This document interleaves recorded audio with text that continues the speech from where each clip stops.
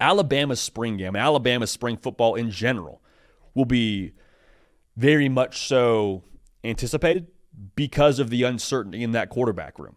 And we did a video, I want to say it was last week, giving you some early predictions on how these quarterback battles would shake out across the country. I said on that video, I think Alabama has the most complex, mysterious, interesting battle of any school across the country heading into 2025. So we reserve the right to change our mind as we get more information on this. But we have a take on who we think should be the guy in Tuscaloosa, or who we would bet money on right now to be the guy in Tuscaloosa as we sit here right now in the month of February. But it's probably a 3-horse race. It's not a mystery. It's Ty Simpson, it's Austin Mack, and it's the freshman who's super talented in Keelon Russell. The tricky thing about this is, with all three of these guys, you can make a very strong case for and against them being the starting quarterback. Like, the pitch for Ty Simpson isn't tough to get together. Hey, he stayed for a long time. Nick Saban recruited him.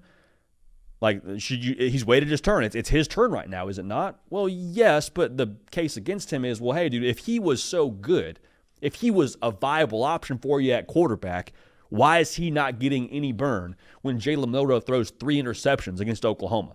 Not even can he, take over the QB1 job from Jalen Milroe, because I think Jalen Milroe and what he was just as an overall leadership presence in that room and the way that Alabama had themselves, quite frankly, in contention for the college football playoff all the way through November, yeah, he probably deserved to be the guy. But for Ty Simpson to not even be a factor in that offense when Milroe struggled is a little bit off-putting and curious to me when we talk about him.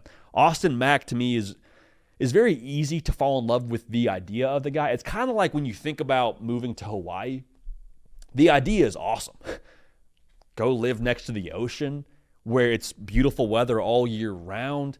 Everyone lives outside and works outside, and it's just good island vibes year round. Yeah, it's a great idea in principle, but then you pair it with the idea of well, hey, you're not on the same time zone as virtually anybody else that you keep in contact with if you keep in touch with people in the U.S. It's a multiple-hour flight to get anywhere on the mainland. It's not always the same thing in practices and principle. The idea of an Austin Mack is, well, hey, Kalen DeBoer brought him over from Washington. The dude's got all these physical tools at 6'6", and Ryan Grubb speaks highly of him, and he's got this athleticism. It's easy to like the idea of Austin Mack, but the case against him. If he's so good, why was he 4th on the depth chart last year? Right? There's some question marks to be had there that I think are extremely fair. Now, Keelon Russell is the wildest card out of them all because he's the true freshman. He'll get in there in the spring, and he'll be a guy that I think has a chance to really make some noise in this whole quarterback derby. The case for him is people close to Bama think he's the most talented quarterback of this group, purely from a raw ability perspective. It's a pretty good case to make for the guy. The case against him is, well, he's a freshman. And some people might even turn that into the positive of well, hey, if he struggles, you can just fall back on the idea of, well, he's a freshman. Keelon Russell's a freshman, so we can't really knock Alabama for not making the playoff in 2025. Nobody's saying that, first of all. Nobody's saying that. I think small-minded people around, or people that don't get Alabama football might say that, but whether it's Keelon Russell or whether it's Johnny Unitas in his prime, it doesn't matter. The expectations at Bama don't change. If you don't believe me, look at what last year was.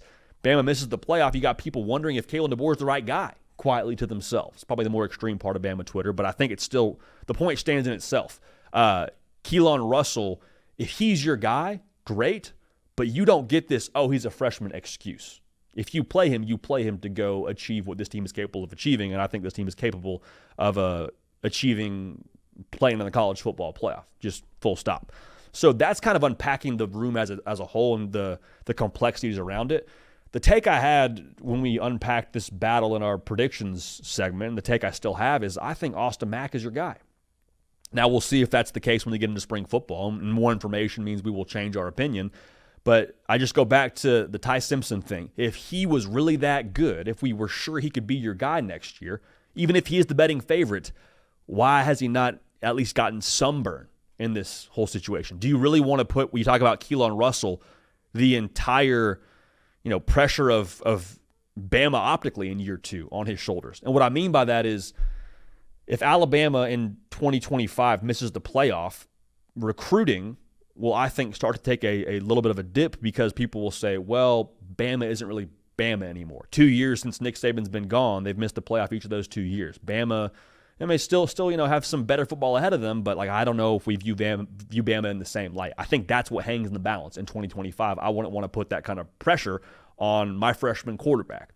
So the thing that I think encouraged me the most about Austin Mack, and he's extremely unknown at this point in time based on what he is as a quarterback because we haven't really seen him play at all. The thing that I can't get past is that he's been recruited now by Keelon Russell twice. If he got to Washington and wasn't as good as Keelon Russell thought he was going to be, he had no reason to then recruit him with him to Alabama. Alabama had a stacked quarterback room when Austin Mack got over there. It wasn't like they were wanting for quarterbacks, but he made the decision to bring him with him from Washington to Tuscaloosa. So he's been recruited by Keelon Russell, a guy who majors in the quarterback position, not once, but twice. You pair that with the reality that he is going to be playing in an offense that he was originally committed to play to at Washington under Ryan Grubb. So if you want to look at it this way, maybe Austin Mack even has a slight leg up on the rest of this competition if you're talking purely about what it's like in the quarterback meetings and having answers to Ryan Grubb's questions on the whiteboard or in film or whatever you want to speak to there. The thing I do know is in 2025, you are running Keelon Russell's offense. Okay, you're not doing this whole thing where it's, we want to kind of cater to this kid's skill set. You did that last year with Jalen Milroe. It didn't work to the degree that you wanted it to work. You cannot have a take on Keelon Russell so strong as he's not the right guy in Tuscaloosa when we haven't even seen him operate the offense that he has coached throughout the entirety of his successful career. It's not an accident that Keelon Russell got the job at Alabama. Not an accident the dude's 104 or whatever he is in 12 as a head coach. He knows how to coach football, and Ryan Grubb now is his OC. He's coached a lot of big-time football with. It's not coincidental. So when we look to the future now, you play the guy, I believe, who allows you to run Keelon Russell and Ryan Grubb's offense the most effectively. Very important I say this. Apostrophe S for Grubbs. So it's not Ryan Grubb's, it's Ryan Grubb, apostrophe S, his offense, for those of y'all keeping track at home. So the thing I'm going to keep an eye on during spring football, and we all should too, is I am going to be scouring the Bama online message boards. So go get a membership there if you haven't already. The best coverage in the Alabama market when it comes to covering football and all things Alabama, period. I'm going to be scouring the message boards, and I'm going to be scouring the practice reports, and I'm also going to be very intently listening to what Keelon Russell and Ryan Grubb are saying in their post-practice press conferences. And we're going to have to read between the lines a little bit here, but I'm looking for things like, hey, he made great decisions today. Hey, he's really taking on a leadership role for us right now. Things of that nature, they're the correct thing to say because you're not differentiating between one quarterback being the guy and another guy not being the guy during spring football, because I think this will probably go into fall camp. But who wins the team first and who doesn't turn the football over, those things I believe will add it to who's your starting quarterback. It doesn't have to be the first practice, but by the end of spring, we should all sort of have a little bit of a vibe to who's in the lead for this. Kind of reminds me of Georgia when it was Brock Vandagriff and Carson Beck going back and forth in the post-Stetson Bennett era. We all turned on the spring game, and it was like, oh, this is Carson Beck's football team.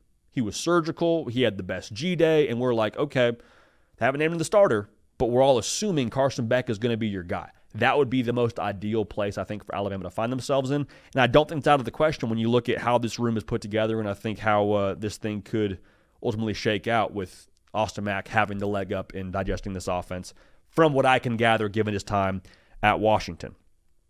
So this can be very interesting to monitor the rest of the way.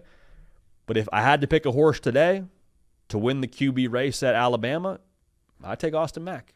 And I'm excited to see how that thing plays out because it'll obviously be massively impactful for the rest of the SEC. We talk about this a lot on the show, man, but Cato and I, whenever we get in the lab, we just talk about the new quarterback. A lot of new quarterbacks across the SEC, man. You got, obviously Alabama going to make a decision. Georgia going to have to make a decision. Arch Manning at Texas. Don't look now. Those are the top three teams in the SEC when you look at betting odds in Vegas. So let the games begin. Let the spring games begin, I guess is a better way to say it.